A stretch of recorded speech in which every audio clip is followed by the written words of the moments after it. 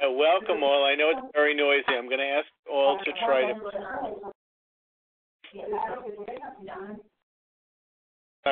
We have too many people. Not possible. So I'm gonna put you in presenter mode, which means you'll be able to hear me, and we're going to go over how you use the chat box if you want to ask any questions. And then what I will try to do is, from time to time, open it up. And if it's quiet enough, and I'll let. You guys are okay? Yeah.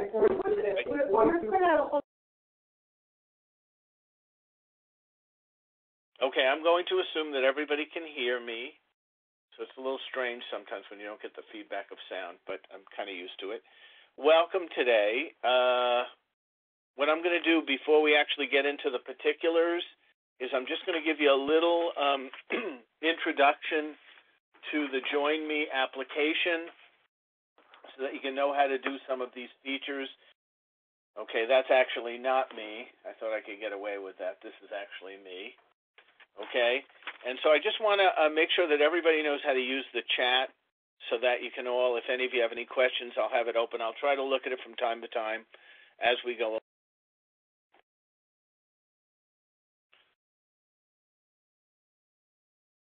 So let me just take you through the chat. It's just a quick little demo. What you're going to notice is, and you'll see it's this green thing that kind of looks like a bubble. If you depress that, what you're going to get is a chat box. Now, this area here is where you actually type the chat, and then you're going to see the responses up here, okay? So if you want to type, you have to type in the middle, and anything you type will be seen by everybody, but that's fine. And then I will be monitoring it. I'll try to answer your questions. I won't chat you back, but I'll answer your questions as we move along. Okay, but I want to make sure that at least everybody knows how to do this. So I have a little quiz question for you. And just to be clear, you don't answer it by touching this on your screen. It won't work. You have to actually answer it in the chat box.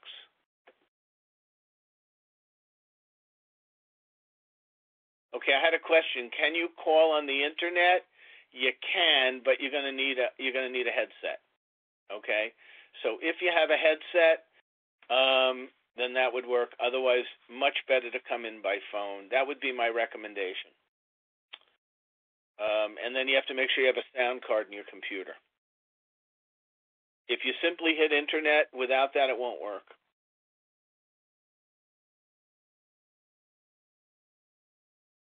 Okay, I can see that we have a lot of, it seems like a toss-up for the most part between a friend and chocolate. We have one iPad. Okay. All right.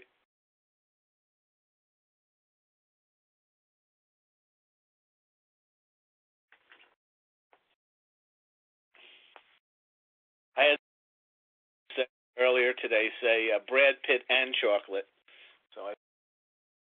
But anyway, and so it looks like most people have figured out how to use the chat. Just any questions before we start on the audio? I assume everybody can hear me, or you wouldn't even know what I'm doing. Okay. All right. So, good. Okay. So what we're going to do is all of the things I'm going to show you in this session are things that don't require any kind of specialized apps. We'll be recommending, particular apps, but this is kind of stuff that's just useful for you. Just with the iPad out of the box, things that really can improve your productivity. I've got a list of about 20 items. I don't know if we'll get through all of them, but I've kind of put them in order of priority here, so I should be able to get through a good portion of them. Okay? So let me begin with the first one, okay? And that has to do with using the emails on the iPad, because most beginner users, the first thing that I see them using is the emails and, using notes besides when they're watching Netflix. So we're just going to look at some ways that will maximize the use of emails. if you notice, and some of you may also have iPhones, because this also works on the iPhone, and some of you may even have Android phones. They kind of copied this from the iPhone, and that is, if you sent an email from your iPhone, it would always say sent by iPhone.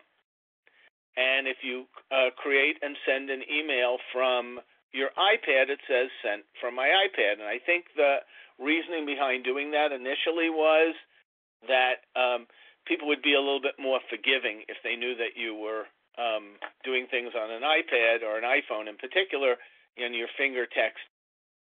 What is that you can actually change that to more. So I'm going to take you and show you where you do that. If you got to go into settings, which is the thing that looks like gears, and if you go into settings, you'll see mail, contacts, and calendars. And under mail, contacts, and calendars, and I'm going to try to bring the item we're looking at to the top. It's right here, okay? And if you depress that item, I already had a signature in it, didn't say sent from my iPhone. What I can do then is change that to anything I want. So in this case, just to be whimsical,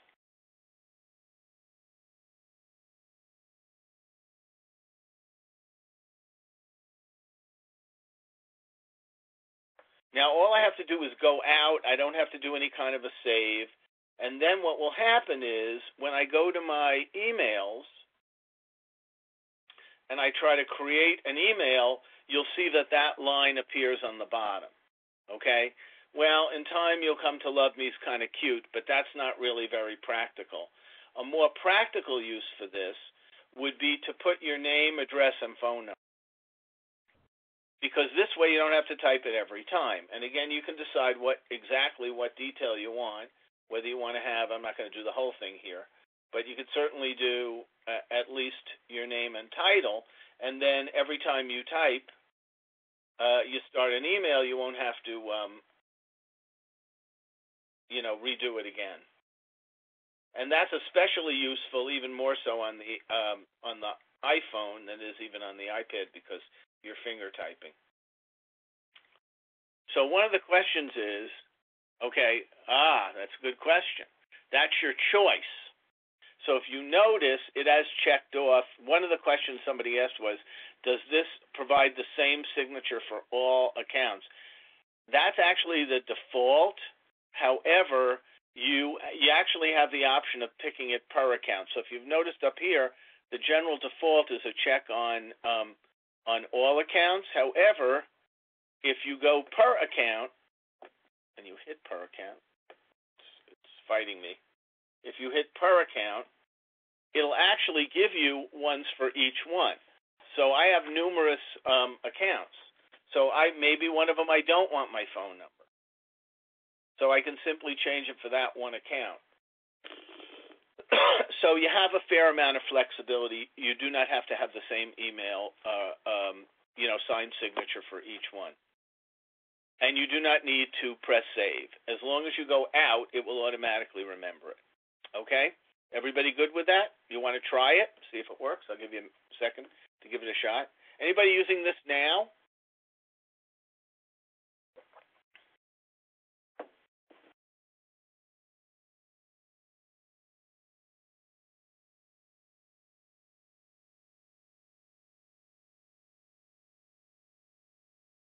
Very handy. Okay, so now we're going to go to, these are my favorites. Okay, since we're already in mail, contacts, and calendars, let me just show you one other thing that can be helpful. And that is, normally in your emails, you have a little bit more latitude in what actually gets shown. So, for example, this is the default, which is I'm looking at the side over here, okay? And you notice it's showing the main title and 2 lines of text. And those tend to load quickly, especially if you're in a meeting and you want to be quickly, but the trade-off is you don't have as much information. You actually have a lot of control over that. You can modify that and change that. So you can change preview to no lines, anything from 1 line to 5 lines. So I'm just going to show you what that looks like. And you can certainly change it back. It's only a viewer, okay? So if I go back out and now I look at my emails, you'll see I have a lot more information, okay? Or maybe I want to be able to see a lot of my emails without having to scroll down or up, so I want to have fewer lines, okay?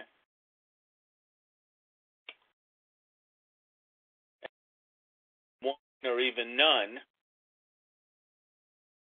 and then it would look like this. The typical default is 2. I'm going to go back to that. I'm a creature of habit, so I've kind of tended to have it that way, so it looked like it did before, which is this. Okay. So that's it just for now on mail contacts. We're going to go back to the mail app itself later, but I just want to show you one more thing that, again, one of my favorites. Really, really cool. Okay? If you go down, now this is under General. So it's under General, and then you're going to want to scroll down to Keyboard. And down below is what is Shortcuts. And I have some that I've already put in, but you can add more, okay? So what Shortcuts does is if you put in a shortcut, it's going to remember that, and anytime you begin to write the shortcut, it's going to then add in the full name or give you the option of adding in the full name. So you can get a sense, you may get a sense if you're from my area because some of the things I have here. But let's take a case in point. I happen to live in the Minisink district. So what I can do is if I'm typing, and actually it can be in any app, because this is native to the iPad. So I could be in the notes, I could be in an email, I could be in pretty much, I would say, most of the apps. Okay. I got a request to go over one more time. You have to tell me what you want me to go over one more time. Sign signature or how you do a keyboard shortcut?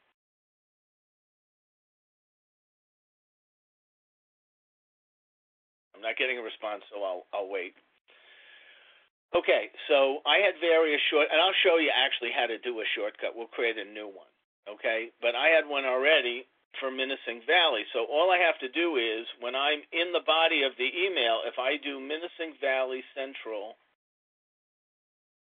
you'll notice that it gives me the option of typing out Minisink Valley.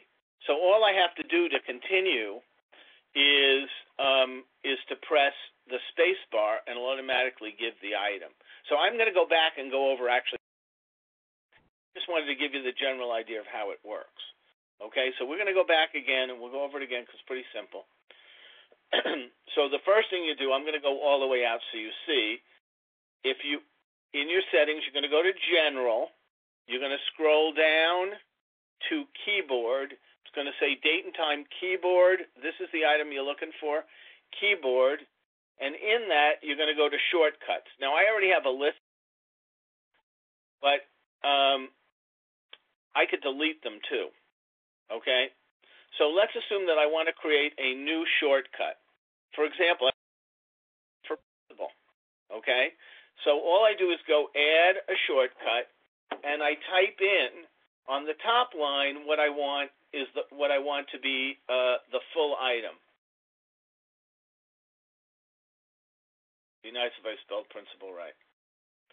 Okay? Now, all I would have to do is maybe my shortcut could be PRI. And it's not case sensitive. So if I do a lowercase PRI or I do an uppercase PRI, it makes absolutely no difference. Okay? And so now what I do is, and again, you can use it anywhere. I showed you it in the email. I just want to show you I could also use it in notes. Okay? So if I want to create a new note, and I'm simply starting the note, and I do PRI, it'll give me principal as an option. Okay? So now here's one thing. If you have an iPhone as well as an iPad, and they're both on the same iCloud account, any shortcut you create on your iPad will automatically be on your iPhone, and vice versa. So these are actually really even more helpful on the iPhone when you're finger typing, okay? Because it can really speed you up. So I'll just give you an example of one of the districts I work with, and this is somebody in central office, and they basically have a shortcut for every one of the buildings in the district. This is a central office business official. So he's got a shortcut for every building in the district. He's actually got a shortcut for the principals' names. So when he's typing along, it can save a lot of time.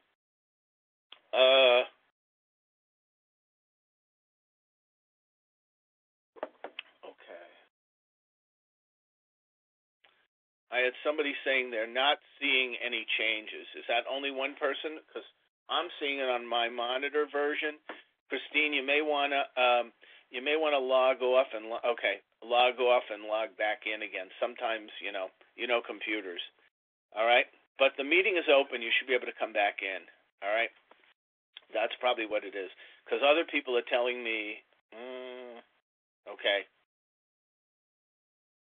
Sometimes you get a little bit of an error on refresh, and yes, it's being recorded. Okay. Sometimes it could be a burp on your internet access in your district, too, so it may catch up. But if you have a problem, I'd suggest you log out and log back in. Usually that works. Okay? All right. Any questions on,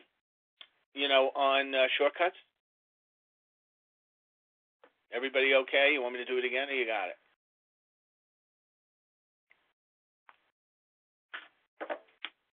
Okay. I'm hearing from some people, so I assume. If you need me to go over it again, just say go over it again. I have no problem doing that. And again, it's written, these are recorded if you want to review it later and you miss something, not a problem.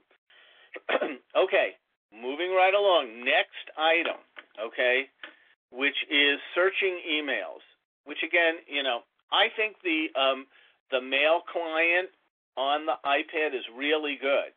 Some people are using ones from the district, but if you can manage to use the one on the iPad, it's really terrific.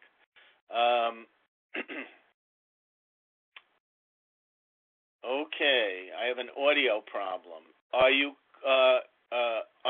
coming in by computer or by phone? You have to call in, because you're not going to get the audio if you don't call in. Okay?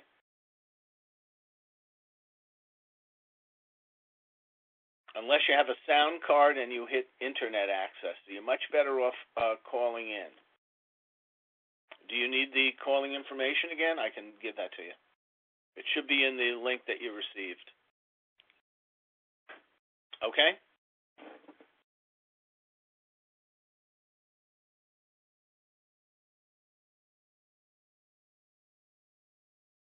All right? Got it? Good. Okay, a lot of people, it gets complicated. All right, so let's move on to the next item. These are just a quick things you can really use. Okay. If you go into your emails, you have an ability to search your emails.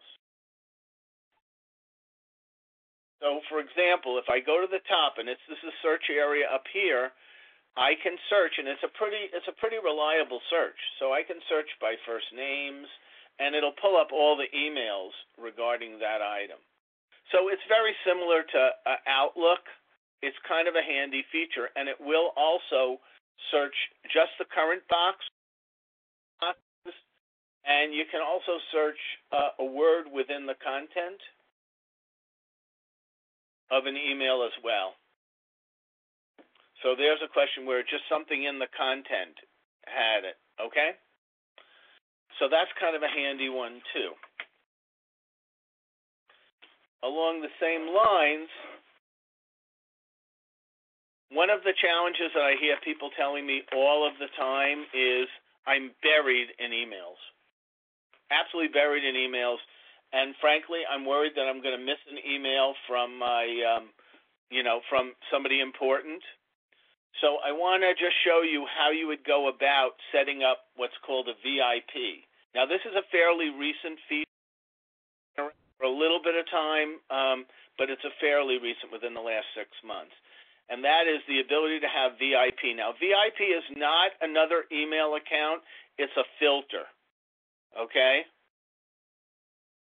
So it's just a filter.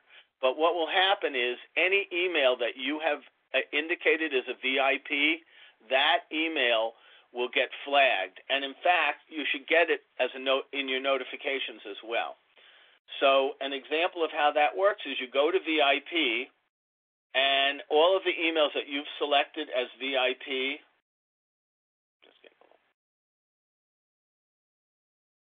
all of the emails that you selected as VIP will come up. So the question becomes, how do you actually create a VIP? Well, you have to go actually here. And if you notice, there's a little I right here. And so you select the I, and then you can add a VIP.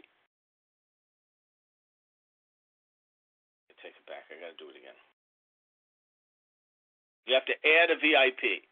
Now, you can only add a VIP if that name is in your contacts list. Now, you don't have to have everything in it. All you need is two things. All you need is the person's name, and you need their email. So if you don't have their name in the email in the contact list, you're not going to be able to select it as a VIP.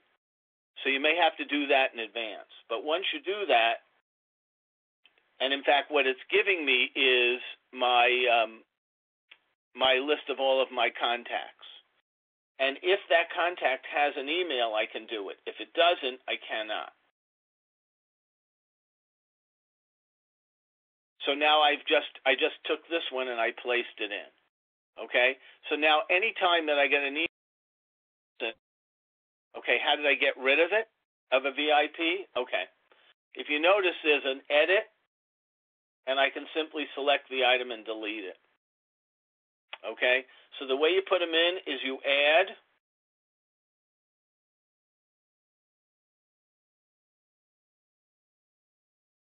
and the way you take it out is you delete.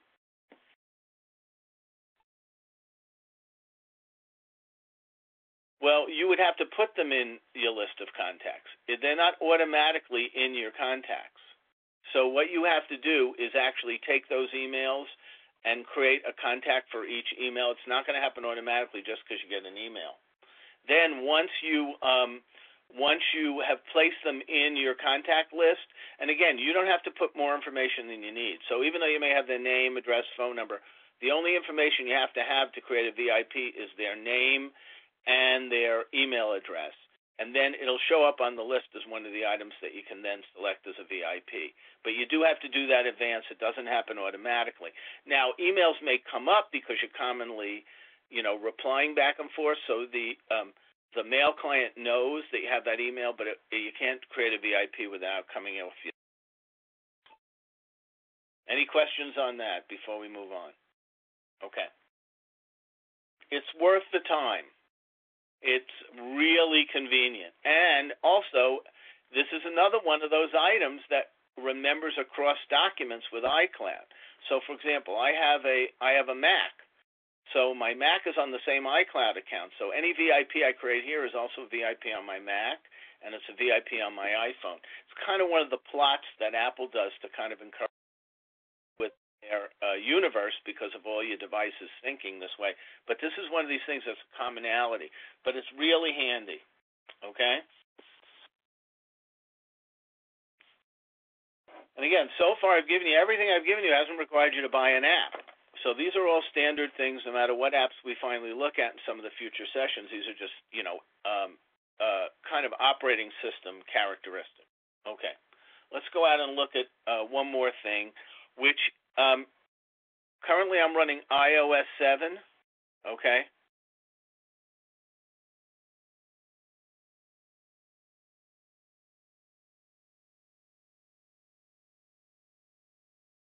Okay, I'm reading one, but I'm not sure what the question is. The session is being recorded. What I will do is I will provide a link through Sainies. Anybody that requests it, you're going to have to request it, Okay?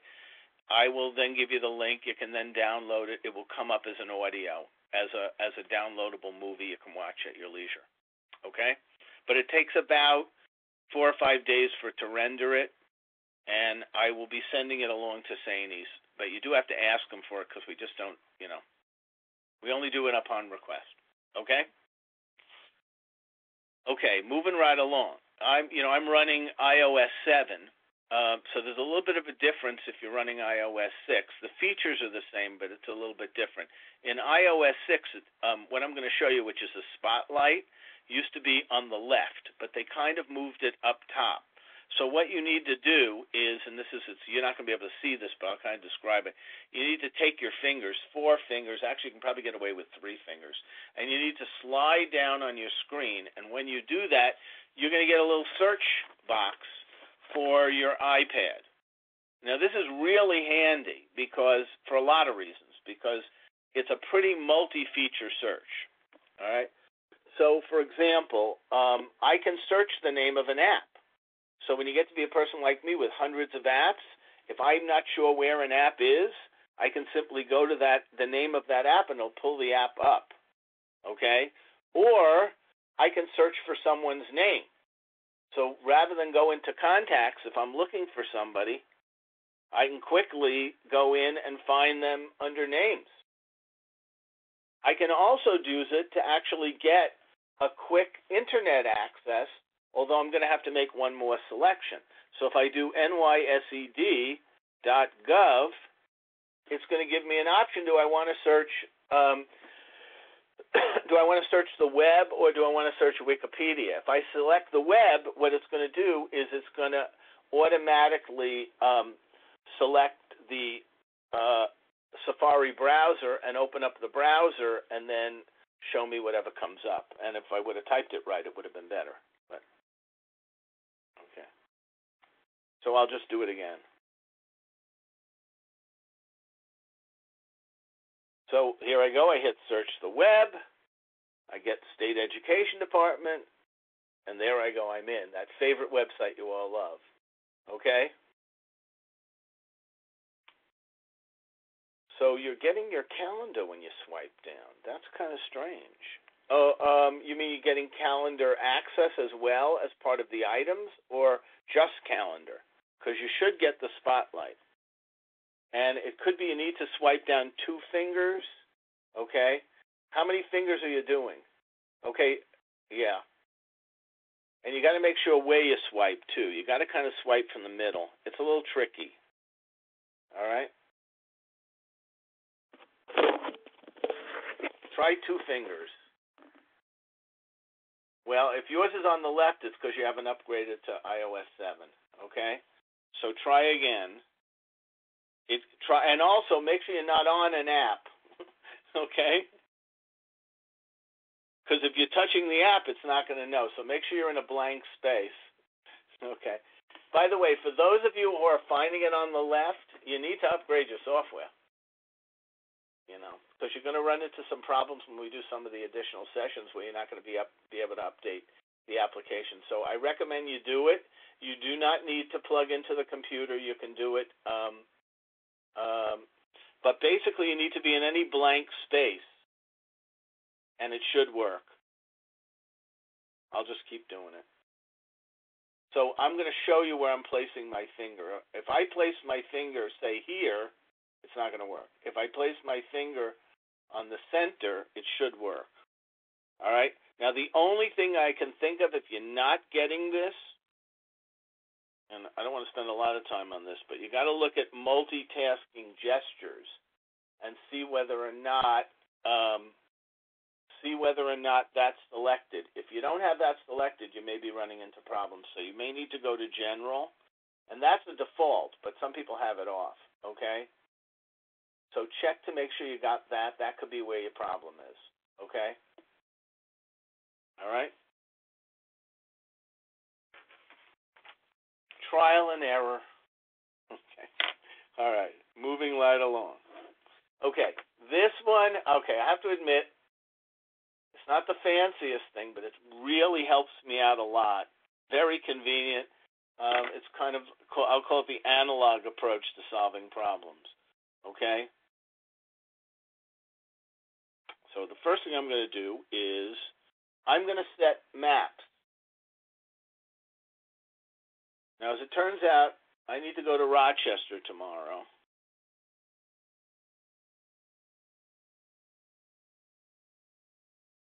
So I'm just going to select Rochester. That's Rochester, for those of you maybe from the area.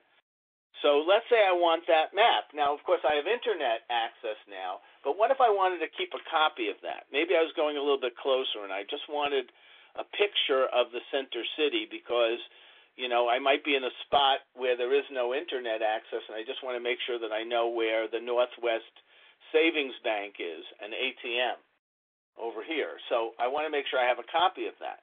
So what I can do is I can actually take a picture, okay, of anything that's on my screen.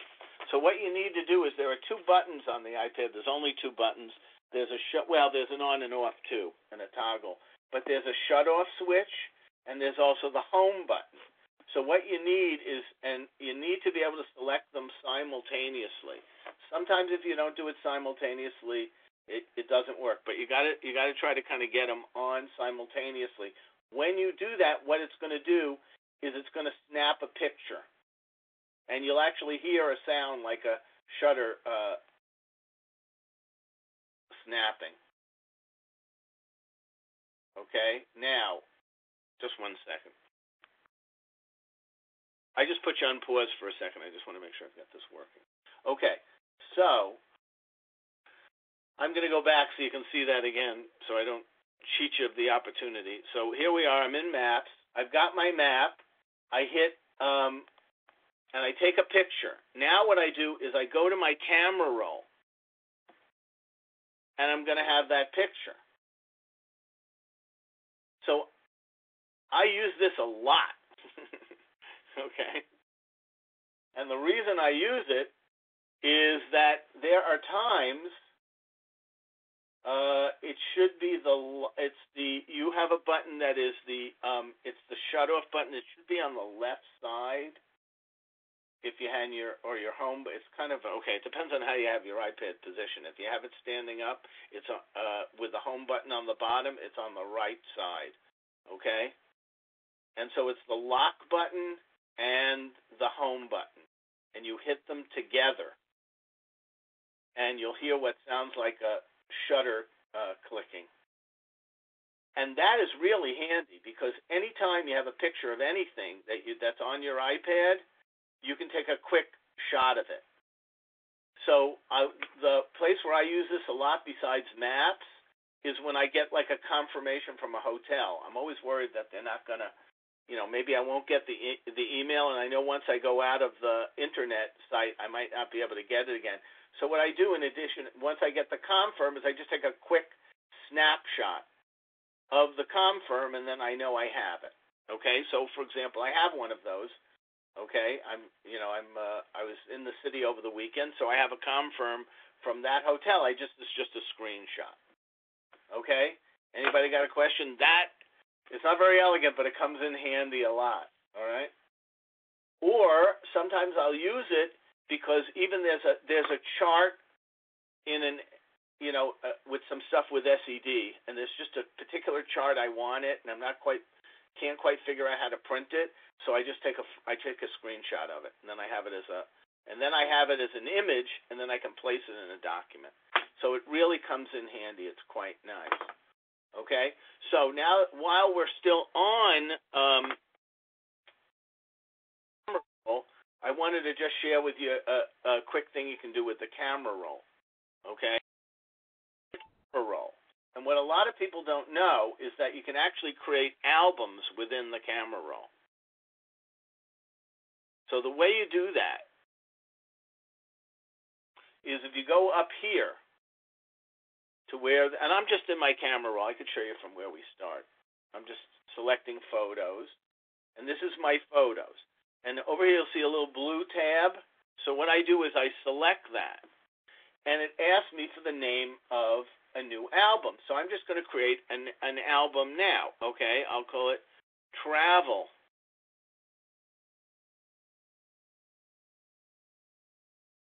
and then it'll just create one. It'll want to select up front, but I can also select later. So I'm just going to select these two pictures to start, okay? And it now creates the travel shot. But I can actually, I'm not limited to only that, okay?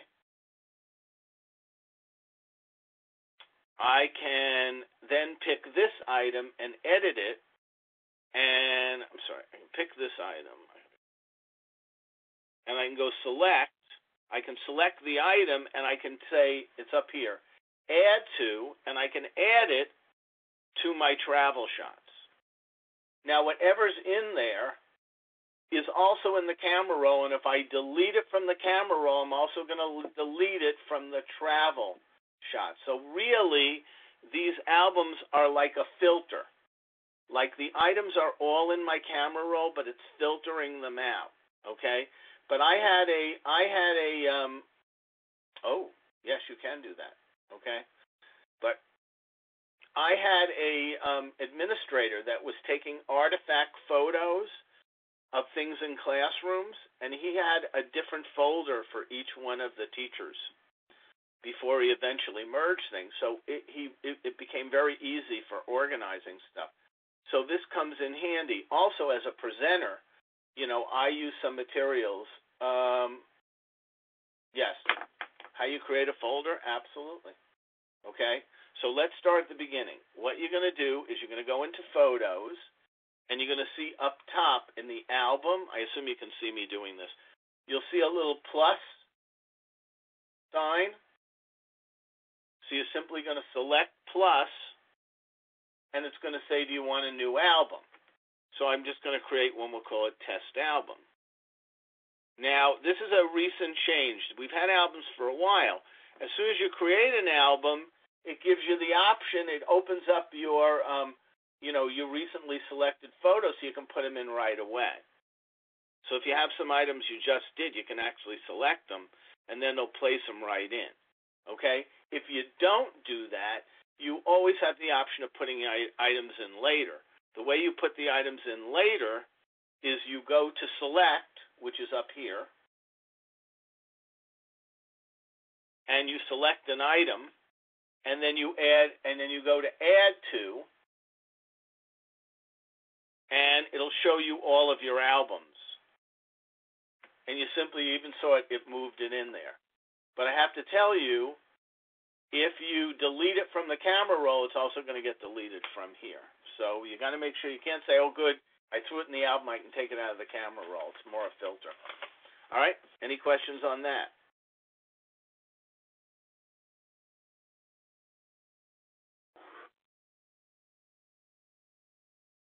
Before I move on, was there a question? This has been around through iOS 6 too.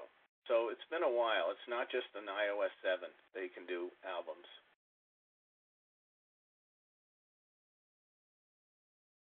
Okay, moving right along. Okay. No, they don't take up additional space.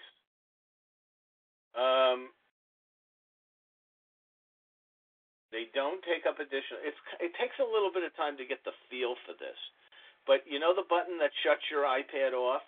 That's the toggle button. You have to hit that kind of simultaneously with the home button, and that should work. Okay? And you'll know when you get it right. The home button, you know what the home button is, right? That's the button in the middle. And so you hit that and the shut-off button and the home button at the same time. Okay, you don't know what the home button is.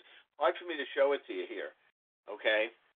If you had it's the button that's actually, it's not on the side of the iPad, it's actually on the bottom if you have the iPad standing up. Okay? It's round. Okay? And then if you hit the two together, it should give you a photo. Okay? By the way, I'm gonna run to 5. If anybody wants to stay over afterwards, I will I'll unmute and I'll try to problem solve the few leftover ends. So Timothy, hang in a few minutes after 5, and I'll show you how to do it. Okay? All right. This is important. Siri is available on iPads, but not on all iPads. They only began having Siri on the iPad 4. So that was the Retina. Anything before that did not have it. So if you have a 3 or a 4, a 3 or a 2 or a 1, Siri is not available. Okay? And unfortunately, I'm not going to do Siri today either. If you stay over afterwards and you have a newer iPad, it would have to be the last 3. The newest one, the iPad Air, or the 2 before that, then I can show you how to turn it on. Okay? If you have an earlier one, you can't do Siri. They gotta have some way of getting you to buy new iPads. All right. So this is kind of an important one. And it's going to be a segue into a couple of other things I want to show you, which is how you do folders and how you shut down apps. So we're going to start actually with shutting down apps. Every once in a while, an app goes kaflooey on you. I don't know why, but I've seen everything happen, including all of a sudden I don't get emails or it freezes up. So you need to know how to shut off an app. And people automatically assume that if they go out of an app, they've shut it off. So, for example, if I am in Keynote and I hit the home button, I'll go out of the app, but I haven't shut that app off. So the way you have to shut the app off, and there's 2 ways you can do it. You can actually use gestures, and it should be, I think you can do it 2 fingers, but I'll check. It's 2 fingers up. Not working. The easier way, hit the home button twice. So I'm going to show it to you again. You hit the home button twice, and what it's going to do is it's going to show you all of the apps that are open. And then to close them, you simply flick up with your finger, and it's going to shut them off. And it's important to do this from time to time. If you have Siri, yes. If you have I'm getting questions as I go along. If you're in emails, you can do it if you have one of the later iPads. So the way you have to do it is you'll notice if you have, again, it started with the 4. Any iPad before 4, you can't do it. You'll see down here you have a microphone capability. You then can type audio. You can dictate, and it'll do it. If you have an earlier iPad and this is not available, you can't not do this. Okay? So you cannot do it on you can't do it on iPad 2. You can do it on 3, 4, and 5. 3 and 4 and 5's the new one. Okay? Of course, there are ways that you can work around that. One of the ways that you can work around that is there are some apps. There's Dragon, which is available, dictation, and that will work on the earlier apps. You just have to copy the information into the email. So there are ways that you can dictate with an earlier iPad. We can go over that in some of the other sessions, but to do it native, you need one of the newer ones. Okay, let's go back to shutting off apps. So what you're going to be is you're going to be in your home screen, and you want to shut off your apps. So the way you shut off your apps is you hit the home button twice.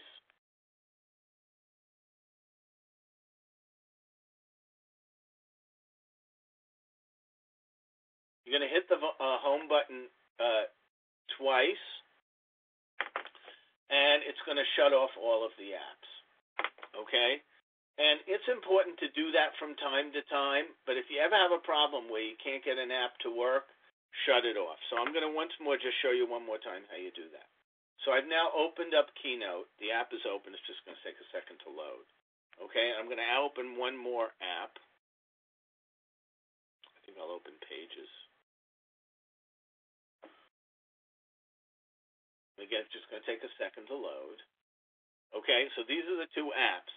Now, if I go back to the home screen, both of those apps are open. So if I want to shut them,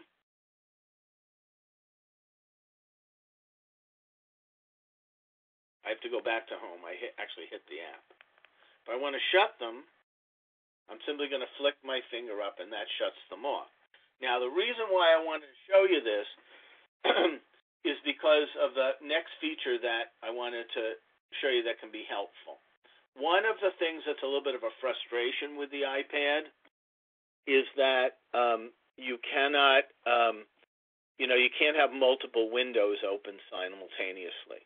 So say, unlike on your Mac or PC, if you wanted to copy information from the web, say, to Word, you wouldn't necessarily have to go back and forth. You could actually have a separate window open for each item. Now, if you're copying a lot of text, it doesn't really matter, okay? But if you're going to be copying, if you got to copy like pieces of a document that are in various places, it can get to be a little bit annoying to have to transfer information slowly, one at a time. So I'm going to kind of show you the terrible, awful way to do it and then show you a little shortcut. Okay? So let's assume that, and actually for this I think I'll use notes. So let's say that I had some information in my notes. So it doesn't matter. I can pick something out. And I wanted to then transfer that information to Pages or one of the other applications. So what I would normally do, and this again gives me a chance to do another feature with you, which is how you do copy and paste. You're going to select down the item. It's going to give you the option of copying. I'm then going to open up the next app, which was Pages. I'll create a blank document.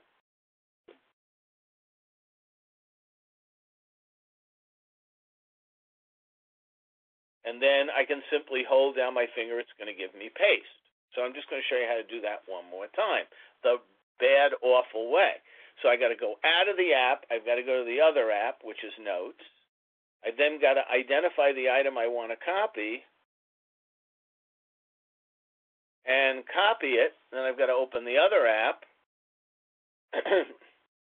So this gets old pretty fast. So the question is there a solution to this? And the answer is yes. Okay? Now, in order to do this, I've got to do one little cleanup. I want to get rid of one of the apps that I didn't need. Actually, I think I am clean. Okay? So what you want to make sure is the only applications that you have open are the ones that you're going to be copying between. So you've got to shut down all the other apps first, or this is not going to work well. Okay? And then what you want to do is go into any one of them, either into Pages or into Notes.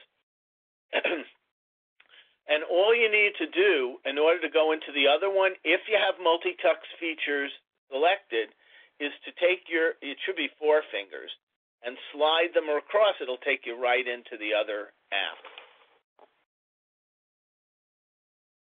So, for example, if I copy here, I don't have to go to Home and open the other app up. I simply go Copy. I take my 4 fingers, which you won't see, and I simply slide them. It's now taking me into the other app. So, in effect, it feels like I have more than one window open. And that really comes in handy. Lots of times I'm doing a presentation, and I find that, I'm trying to take information from a longer document that was in Pages, and I want to put pieces of it in. It's so handy to be able to just do copy and paste. Any questions on that?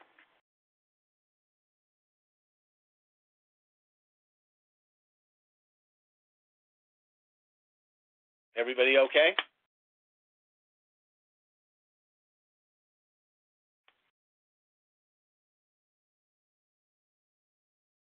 Very handy. Yep, I'll show it to you again. Okay? So the first thing you have to do, I'm actually going to show you from scratch. You got to make sure you have no apps open. So how do you tell you have apps open? Because if you hit a double click, all you'll see is your home screen. So now I select the 2 apps that I want to copy and paste between. So in this particular case, I'm going to pick Pages, and I simply open the document. Open up Pages, select the document. I only have to do this once. Then I go to the home, and I select the other app that I'm going to use and the document that I want. And then I go out. Actually, I don't even have to go out. I just have to have opened the two. Now, if I want to go from, well, I just want to show you first so you'll see. If you notice, I have both of these apps are open, and they're next to each other. Now, you could really do 3 apps, but it gets if you've got 5 apps, you're going to be, by the time you're sliding back and forth, it's crazy. So you want to have it nice and clean to begin with, okay? So now once you do that, you want to go into any one of the apps. By the way, if you are here in this home and you depress an item, it'll go into the app as well.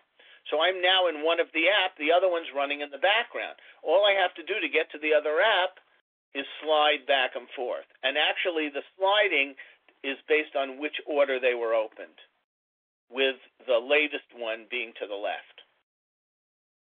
So this was the first one I opened, this was the second, so therefore they're left to right. If for some reason I want it the other way, I just would have opened the notes first. Okay? Any questions on that? Very handy. And especially going to be handy as we learn to use some of the other apps besides Notes when we're looking at Pages and Keynote and Quick Office. You know, very handy. Okay? Couple of more quick features. Creating folders and kind of organizing your apps. Now, you always have an out. If you know how to do search, you can always find an app if you're not sure where it is. But it's still sometimes nice to have apps organized into folders. So the question becomes, how do you create a folder? Okay? So all you need to do to create a folder is you have to depress at least one app and hold your finger down on that app, any app, and you'll notice they all wiggle and you'll see a little X. So that allows you to actually delete apps, but that's not what I want to do today. What I want to do is put 2 apps into a folder so I know where they are. So all I need to do is take the 2 apps and place one on top of the other.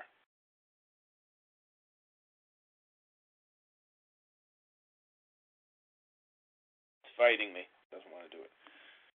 Okay, now, as soon as you put them on top of each other, it's going to give you a name. And it actually bases the name on the category of the first of the item that's furthest to the left. So if you put a whole bunch of things that don't go together, it'll pick, how does it pick the category? It picks it based on whichever one is the last one to the left. But that may not necessarily be what you want to call these. So you have the option of renaming it anything you want. So I may just want to call it PDF. And as long as that name isn't being used, we're good. And all I have to do is select anywhere else on my screen. It'll take me out, and now that will appear. Now, I cannot do subcategories within a category. So I can't turn around and take these and put them. It won't let me. It fights me. So I'm only limited, on my tree 1 layer down, okay? All right? But I can still organize into subfolders, and I can name them whatever I want. Once I organize them, they can then be moved. So I can move them to anywhere I want them as I'm organizing my items. So it just allows you to kind of keep a little bit better track of your apps. Also, if you go to the Spotlight, so for example, I put PDF Reader. Sometimes you can forget where they are. So if I go and I do PDF Reader,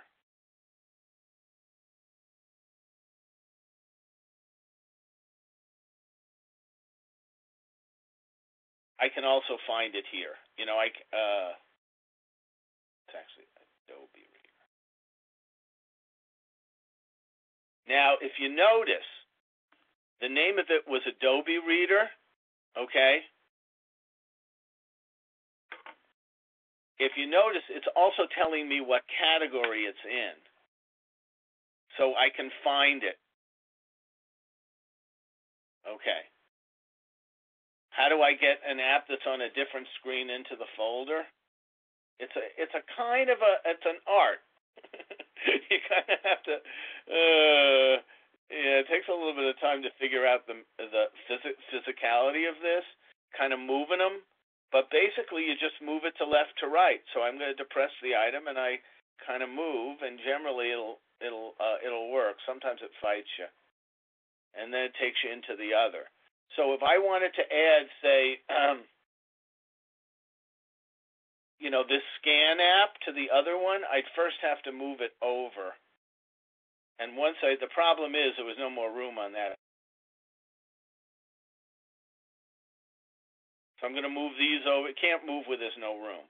So let's say I wanted to take an app from here and move it over. So what I do is I select the app, I move it over to the next screen, and once I move it over, it's fighting me. Where'd it go? Once I move it over into the screen, then I can select it into the app. Okay? And yeah, it is an art. It's a feel. But you get better at it with time. Okay? And yes, you can have icons on the taskbar. We didn't go over that yet, but yes, if there's an item you use a lot, and in fact, thank you, because there's one I do use a lot. I use Adobe Reader, and we're going to talk about that later. I use Adobe Reader to sign documents. So I can actually place that on the taskbar, and I can have up to 6.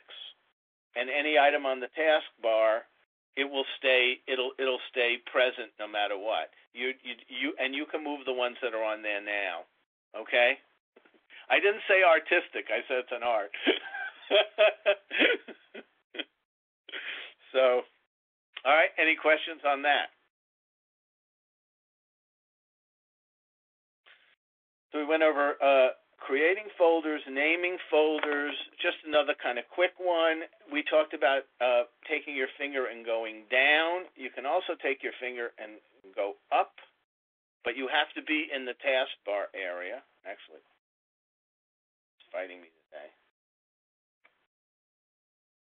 Doesn't want to do it.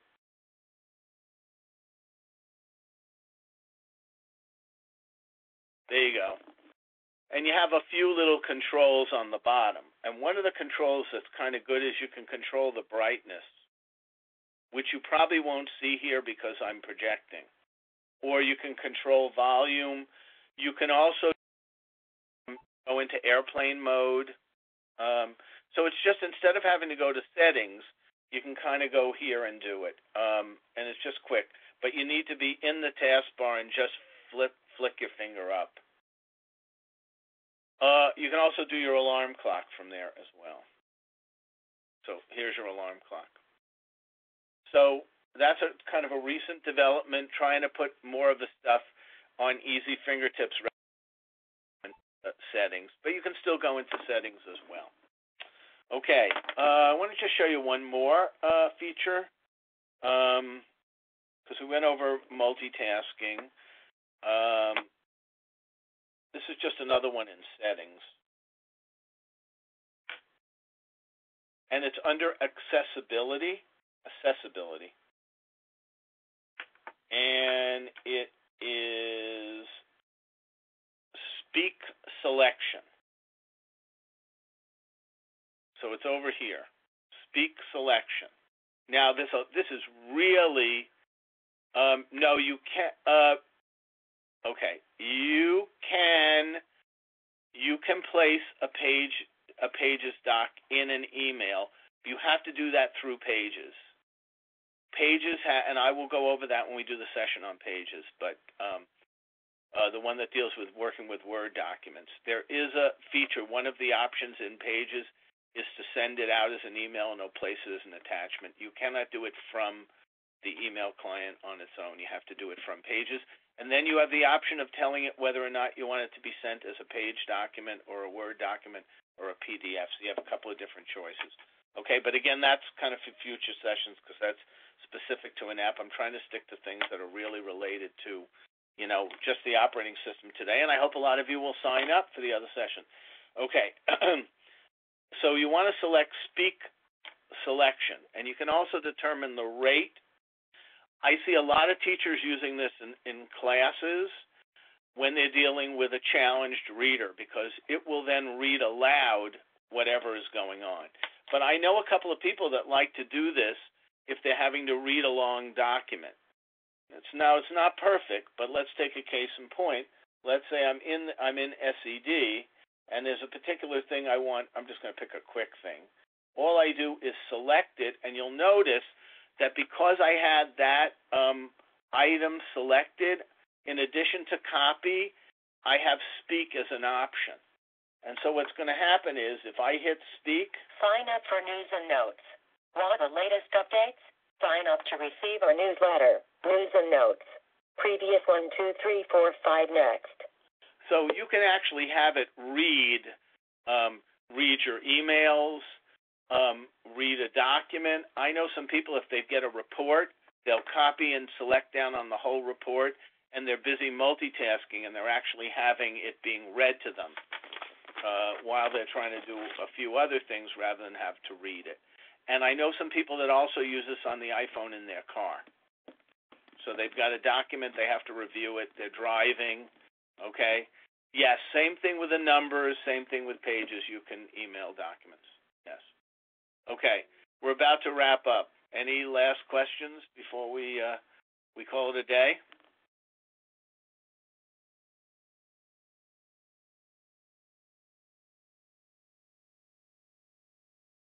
Good. I hope okay. How do you do? Okay, I had a question. How do you turn speak on? One more time. Settings. General. Go back out. General. Accessibility, which is actually the settings that were developed for special needs individuals. So something that I just learned recently is if you have a hearing aid, you can actually set up your iPad so it'll go right to your hearing aid. Okay? And you go to speech selection, and you can select the rate, how fast you want it, and then you have some choices on whether you want in Arabic or whatever. And then anything that you copy, it'll automatically give, if you do highlight, it'll give you the option of speaking.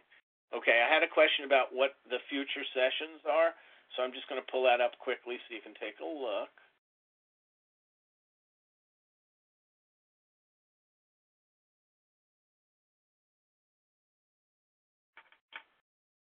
So these are the future sessions. So I'm going to go over, in February, I'm going to do working with Word documents, the iCloud, excuse me, let me just do it to here so it doesn't keep running. Working with documents, iCloud, all this stuff about how you go in, how you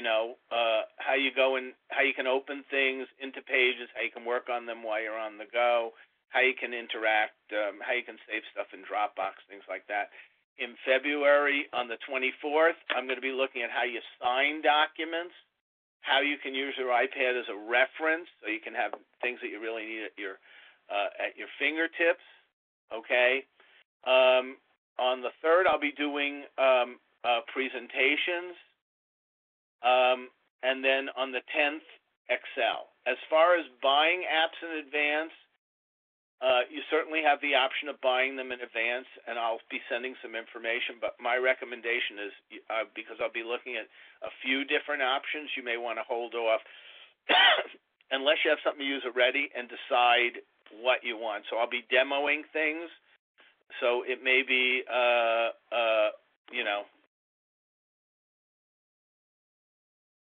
but that's it. Okay, now I had a last question about the recording of the sessions. Okay. This session's being recorded. I will have a link to the recording available by Monday of next week. It takes a few days to render. I have your email addresses. You have to send the request to Sainies. They will have a copy of the link. We don't generally just give it to everybody, but anybody that requests it can certainly have it. So all you have to do is send an email to whoever you registered with Sainies and say, I'd like a copy, and then we will send you the link. Okay? All right. So what I'm going to do at this point is I'm just going to unmute in case anybody just has. We'll go a couple of seconds. Anybody has just any kind of things they want to ask?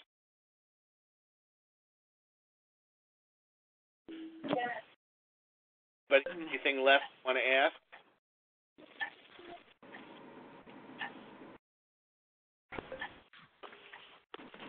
All right. I'm going to take.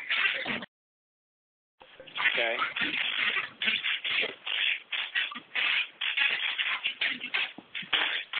Good.